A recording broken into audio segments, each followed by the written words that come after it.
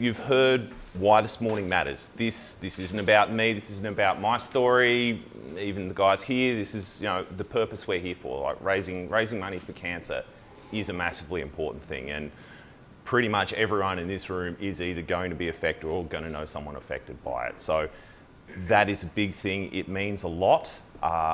As a little preamble, I'm nervous right now, and I should be, because this matters.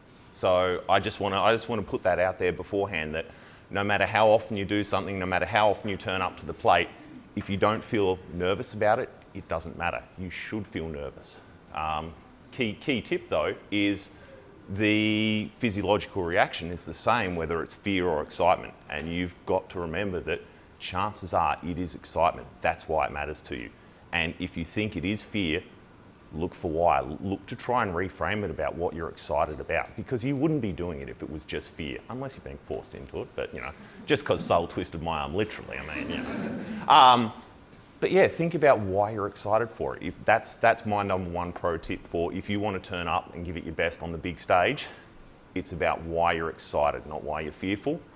And feel that, acknowledge that, and really get behind. Like my body's saying, I want to go right now. So yes, of course I'm nervous up here, because it matters, because this morning matters for a worthy cause. Given that, the other thing, I'd be remiss of me if I didn't acknowledge that we are not the original inhabitants of this land. This is First Nations land. I'd like to acknowledge the Gadigal people, and in particular, I'd like to acknowledge something that I think is pretty inherent in their culture, and that is their rich history of passing on wisdom through their stories. So I hope to do homage to their culture and to acknowledge the contribution they've made to our society and our country in telling my own story. What I'd like to lead with though is all of you. So I'd like you all just to take a minute and think about, what does success mean to you? So this talks about finding success. So just really think, what is your definition of success? And I'm not talking little, I'm talking think big. Think, this is the best my life could ever turn out. And just take a moment to reflect on what that might be. Really think about what that would feel like to achieve something that big. Why are you limiting yourself to your hopes and your dreams? That's my story. So, a little bit about me. I'm a 3-time Olympian, Beijing, London and Rio. I'm a 2-time world champion, world record holder. Season off, I switched to triathlon, qualified for the Hawaii Ironman. I'm a father, I'm a husband, leader, coach, many identities. I'll get to why that's important in a minute. But the perception for people such as myself, or the stereotype we always tell ourselves is, I started from when I was 4, I had this singular dream, nothing else matters, Tiger Woods style. I was taken down to the rowing club by some family friend when I could just walk, and I worked real hard at it and got better every day. Life doesn't go that smoothly. Life doesn't take you where you think you're going to go. And we've got all these stories, but I'm sure some of you are at least aware of the term survivor bias. And that means that we've got all these stories and we think that's the way it works because the ones who made it have that story. But you don't know that there's thousands of others that had that story that didn't work well. So what I want to do is break that stereotype.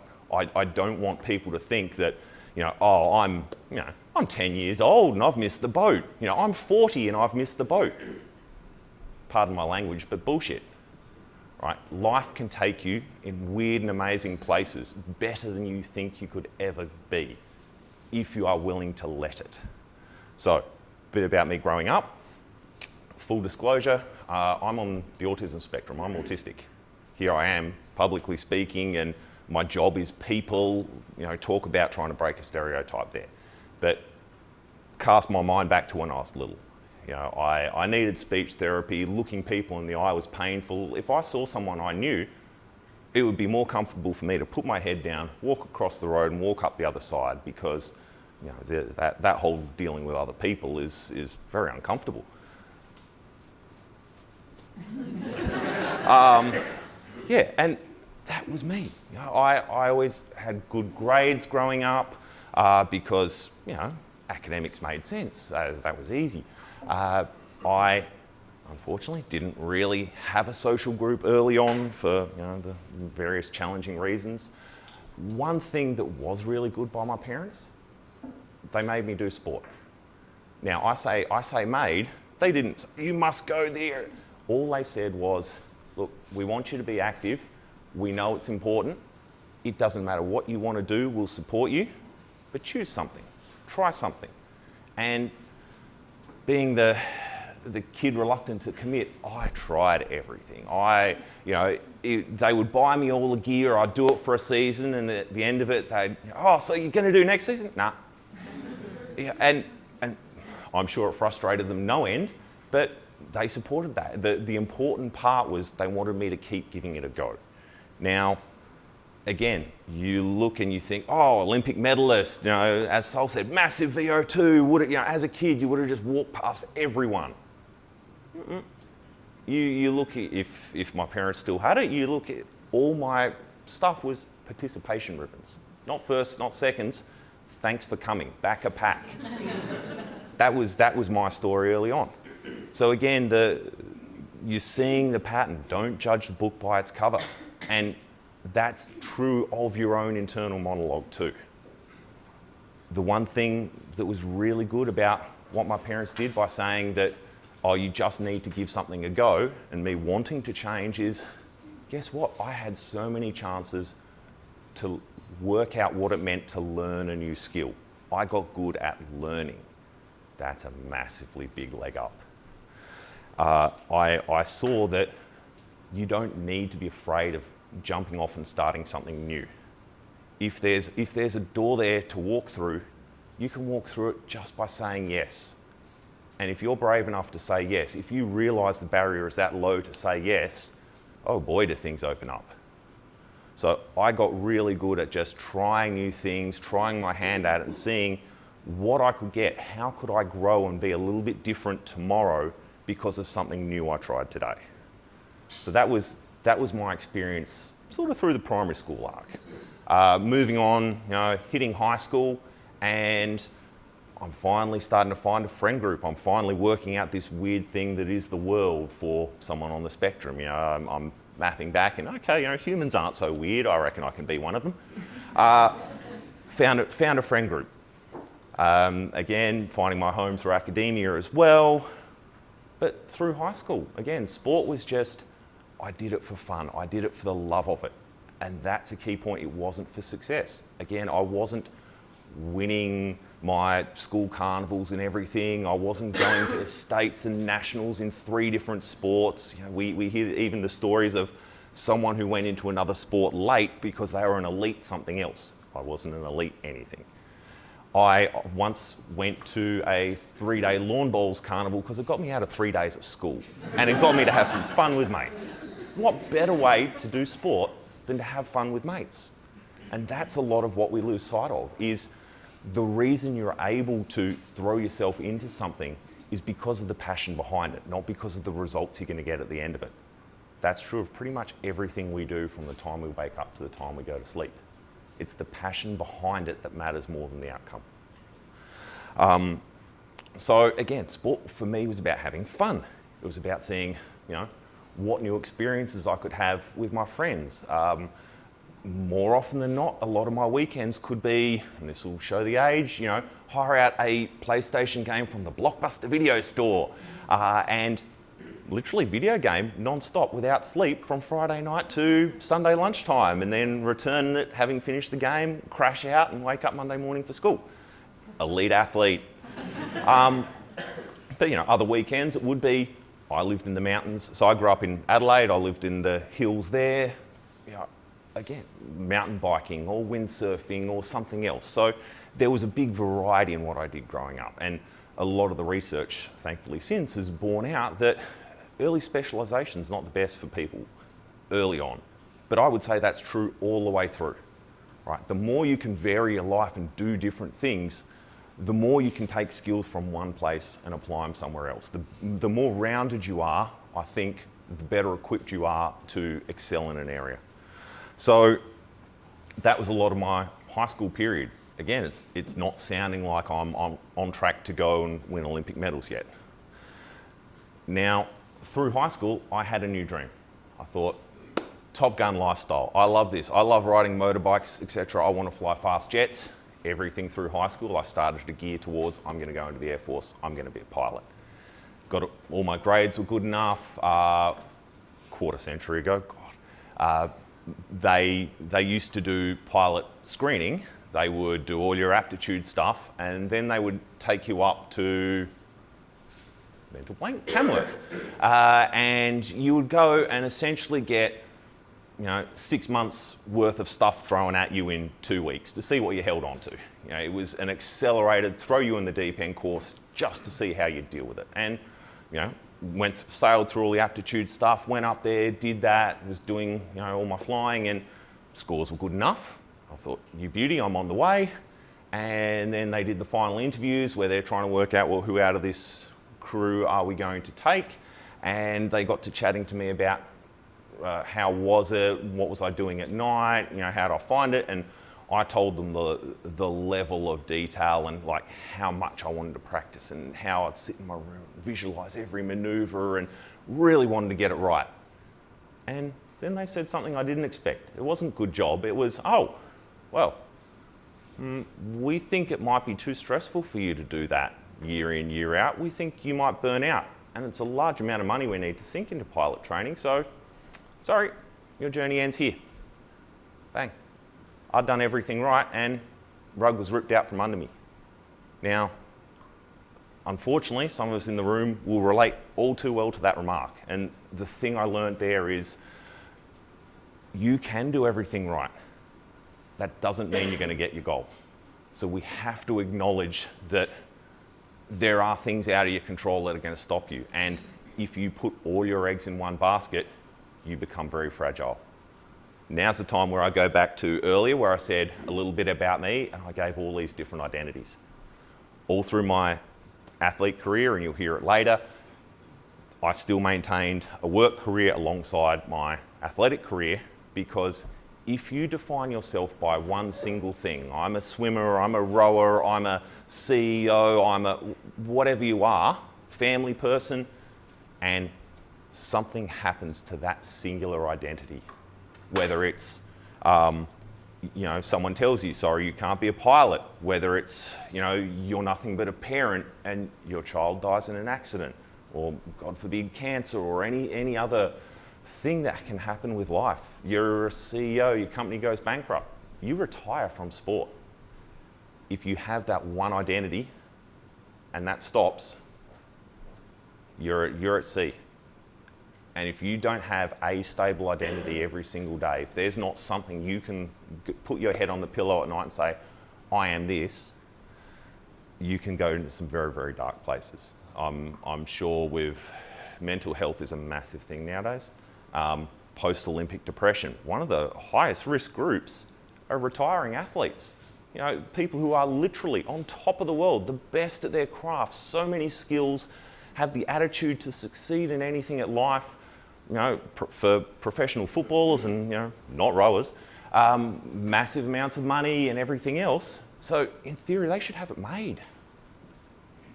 And yet they're taking their own lives in scores. They're turning to drink or food or anything else because they've lost who they are. Right? It is so important that we have more than one identity. That is what allows you to keep moving. That is one of the biggest things in resilience. It's the anchor that keeps you stable when life throws a massive storm at you. Realise you are more than one thing. And when that one thing is going wrong, you can look back to these others and go, I'm okay. So important to realise you are more than one. So that's a lot of the life lessons I learned through high school. Moving through into university. Still never tried rowing. Early university for me, it was mainly enjoying a little bit too much of the party atmosphere. I was doing double full-time uni. I was, topping my courses, etc., and thinking I'm going to go and be an AI researcher. I was trying to start thinking about self-driving cars way back at the turn of the century when maybe our hardware still isn't ready. That was where my niche was. I was enjoying the party lifestyle. I was studying really hard. I was going to the gym a lot. Fun fact, I used to be this height and 65 kilo. Now I'm this height and about 90 kilo, depending on the day. And that was just, going to the gym. Now, I didn't know that would also be prepping me well for starting into sport. It was just something that was something I found enjoyable. So again, it was just these little building blocks that I had no idea where they're leading. But it was something I was passionate about. It was something that I just incorporated into my day, into part of who I was. So I'm not aiming for an outcome. I'm just seeing today and making the most of it. A lot of what I was learning through uni was about how do I work smarter? I want to do more, because by this time I've tried lots of different stuff, and the thing about trying more stuff is you find more stuff you like. And I was just wanting to get out there and do it, like organising video game conventions and being part of the beer appreciation societies and going and doing sport and work and uni and all the things. So I learnt, if I want to keep all these balls in the air, I've got to learn that, what I've since learned is the Pareto principle. How do I do the minority of it and get the majority of the benefits? So it really was about how do I learn to work smarter and be able to spread myself this thin without burning out, without dropping balls. So that was great for me. It really, really set up the how can I make the most of what I've got? And I'm already third year uni now. I'm 20. I still haven't gone rowing yet. This is the story of an Olympian. So now rowing comes along. Third year uni, I'm deciding I want to get fit. Fastest time on the rowing machine wins a carton of beer. Never having jumped on an erg, jumped on, took off, not having a clue about what good pacing was, came out at about 118 splits, which for anyone in the rowing world is not sustainable, and proceeded to then die as I realised 500 metres is a lot longer than I thought it was. And it was huffing and puffing and slowly just willing that finish line closer. Hopped off, 127 for a 500, never having touched an erg. For rowers, for the rest of you, it might not mean much. For rowers, that's pretty handy time for a beginner. The people running the boat club went, ooh, that's better than pretty much most of the state. Could you join our Learn to Row program? Great, full sail, smooth, all the way through to the games, no more problems. No. So the next stage was, okay, I'll join your Learn to Row program. That sounds fun. Cool. Did the Learn to Row program. 12 weeks later, here are the 8 people we feel might rise to the level of being a good club athlete for Adelaide Uni. Wasn't on the list. Didn't make the cut to be a club level rower. So what did I learn there? I learned that I should be doing things because I love doing them, and I shouldn't be listening to the critics. I'm not after that elite success. I'm after chasing, this is something I want to do and I want to be good at it. Who cares? Let's see how good I can be. You don't know. And this is the dirty little secret of most experts in pretty much every field. We think we know a lot more than we do. People are super complex human beings, and the number of times we write someone off because of the cues we see. But that's the iceberg, that's the tip. There's so much more of every person in this room that we don't see and that we're not being judged by. So always keep in mind, it's good to have feedback, but take it with a grain of salt. Don't let it completely dictate your life. Don't let it derail what you want to do. So I wasn't going to be a club level rower. No problems. It was great. It was fun. I was going to keep fit. So I just hammered away on my own. I was taking out single sculls, just doing ergs on my own, lonely squat of 1. Might not seem like everyone's fun cup of tea, but I was enjoying it. And coincidentally, 6 months later, the head coach of the club just happened to walk past while I was doing an ergo. I went, oh, that score's pretty handy, and I can see you got some form. Our first 8 has been a bit decimated by people graduating, moving away, etc. We do need someone to come together for uni games. It's not going to be a great boat, but you want to be part of it. instantly I went from a squad of 1 to in the club's top boat. Sometimes I learned you need more than hard work. You do need luck to hit some of these goals. So I'm not going to stand here and say that, every person that got to the Olympics is the best in the world. Sure, we worked hard. We put in the work to deserve the result. But there's probably equal number of people that didn't make it that could have been better had circumstances been different, had they had that luck, had they had that opportunity. That always does course through my head. I'm world champion because of the work I put in, yes, and I don't want to diminish that of my own result or of anyone else's. But I also want to realise that the amount of untapped potential in this world is phenomenal. It vastly outstrips the results we see and the outcomes we get. There is so much more in most of us than we ever get a chance to experience. I've never been a gymnast. Who knows, maybe I could have been a great one. I know I wouldn't have been.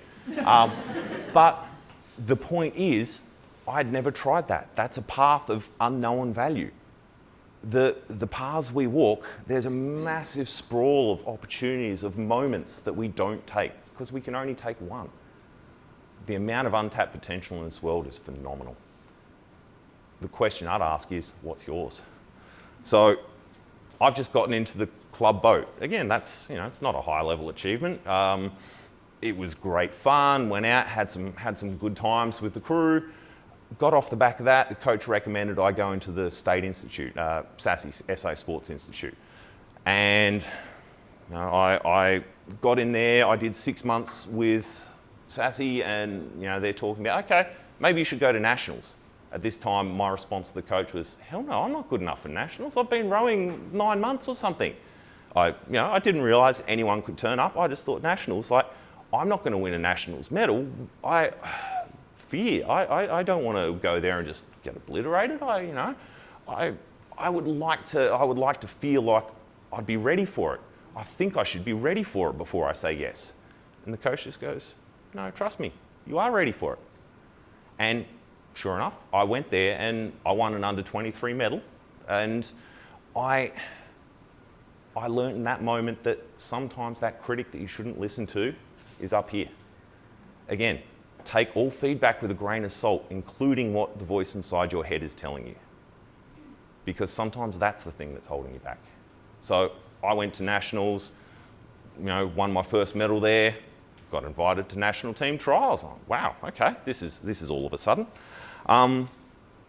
And I got through trials, had some really great results, and my coach said, oh great, you're sealed, you're going to under 23 Worlds.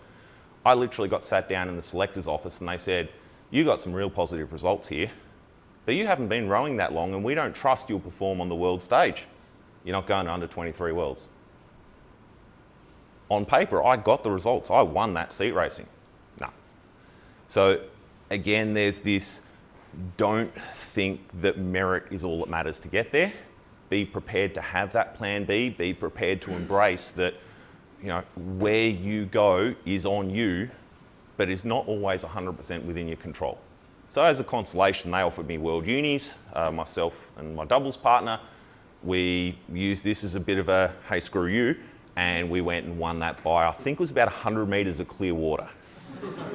And for anyone in rowing, that's a massive margin. Fun fact, the second place were actually German Olympic reserves who, they'd come off the beers, but they were the Olympic reserves. They weren't a slow crew. So we had a boat that was absolutely humming, driven by, we wanted to prove to ourselves and everyone else that we were capable of something. And that's another thing. Sometimes, we might get a setback, but that can often be, looking back on it, a blessing in disguise, because it can harden your resolve. It can give you that, I will prove that I'm doing this for me. I will prove that I know what's below my iceberg. I know what I'm capable of. That's a very, very powerful motivator. Then, sorry, I was a little bit remiss in there. I will trace back. Before we won that gold World Uni, I had a choice. So that was my last year of under 23. My first season of rowing was my last year of under 23. My next season was going to be the senior team. I was competing against all the Olympians. No way will I ever rise to that occasion. Like, I can compete against, the best students in the world, but no, not against the Olympians. I had a choice. Suddenly I had a fork in the road where I could say, do I go down the rowing path? Do I go down the academic path? We make these decisions, and often we're not thinking, what is it that I'm passionate about? We're often thinking, what is the outcome that I want? Now, I definitely didn't see the outcome with where I wanted to go for rowing. It was a short-term, hey, potentially I could go to World Unis and have some fun. My dream was still academic. But yet I chose to say, well, I've got a little bit more passion right now in this rowing caper. I want to see where it goes. And I paused my uni for 12 months. I said I'd finish my last semester after World Unis, just because I want to give this a red hot crack for 6 months. So did that, you heard the result just before, and then I had another 6 months left of this year to say, well, what do I do now? My subjects that I need to do don't start yet. I'm enjoying this, why don't I just keep training through? And kept training through, rocked up in my first season of senior nationals, and sure enough, I was on the podium in senior A. So I was in amongst the Olympians, somewhere where I never thought I'd be. And again, that other fork of, well, now that I've chased the passion, now that I've seen, there's even an outcome there, where do I want to go? And oftentimes we don't take enough pause to realise that we all have multiple dreams we can pursue. You might not really be aware of it on the surface, but there's doors we can walk through, and we really need to be thinking day to day, like, what is it that I want to be?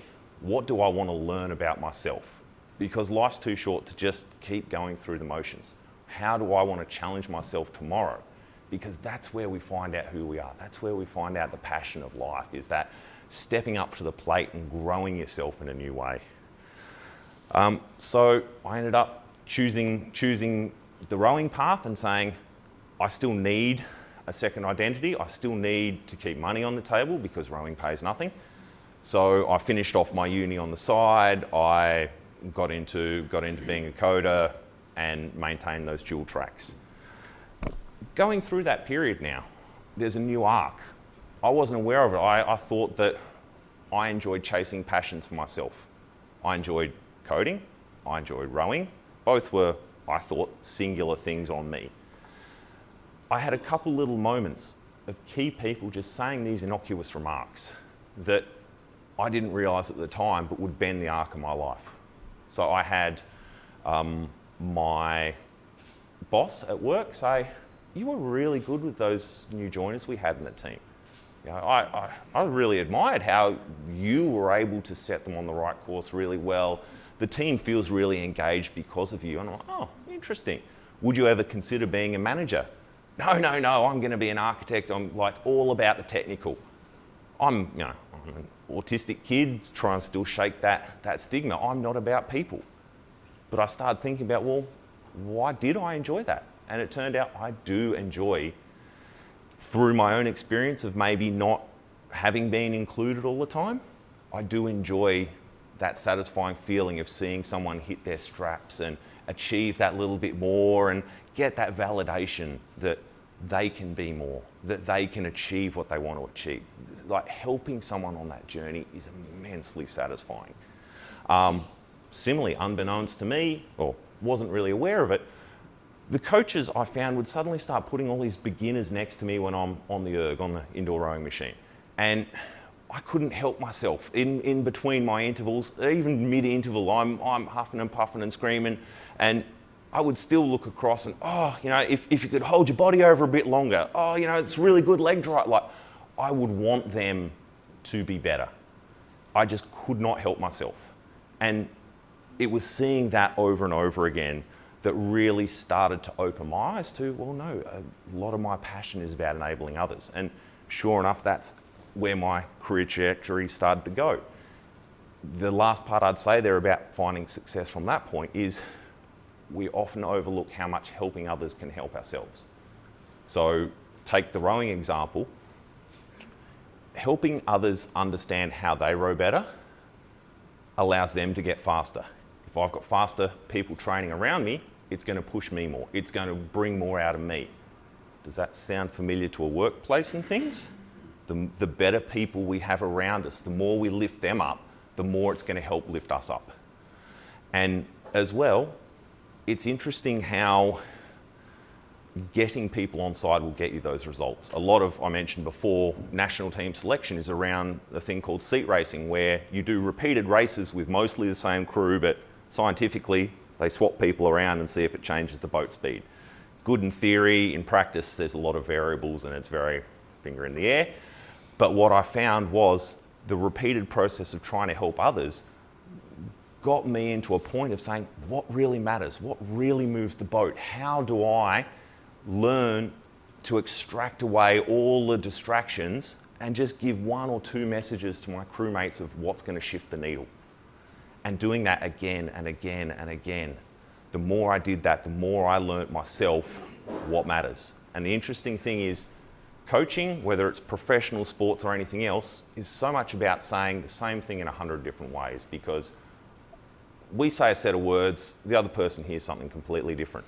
And it's only by trying all the permutations that eventually you see, oh, so if I use those words, it means that to you. So developing that vocabulary to talk to other people about what you're seeing, that's a massive life skill. So that's something else that I got out of this bending of an arc around, helping others to find your own success. The other thing is, it's not till you go to explain what you know that you realise how much or how little you know about it. Because often we can do stuff subconsciously, but it's not until we're able to enunciate it and really question it that we can take it to the next level. If you just do it, and you see this of a lot of great athletes turned coaches, they're great, but they didn't ever know why they were great. So just because someone's good at something, again, maybe parallel to the workplace, just because someone's good at something doesn't mean they're going to be a good manager, coach, or teacher of others on that thing. But they can get better. The more they have to explain themselves, the more they have to talk to different people, finding a different explanation every time, the more they're going to link stuff in their head.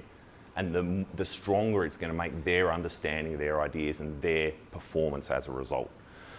So that's the arc of my career towards finding my definition of success nowadays, which is, how do I enable and help others around the place? So I'm sure you can see this hasn't been the standard story. This isn't the straight line from a kid to an Olympic medalist, far from. But at any of those points, I couldn't have placed a bet on where my life was going to go. If you told me as late as high school, uni, I was going to be an Olympic athlete, I would have bet the house against. I would have called you all sorts of names. But if you are willing to grow yourself every day, if you are willing to step through new doors, if you are willing to say, I can say yes to this, I'm willing to go where life wants to take me, your life can go in strange and amazing places better than you ever thought it could. Thank you, everyone.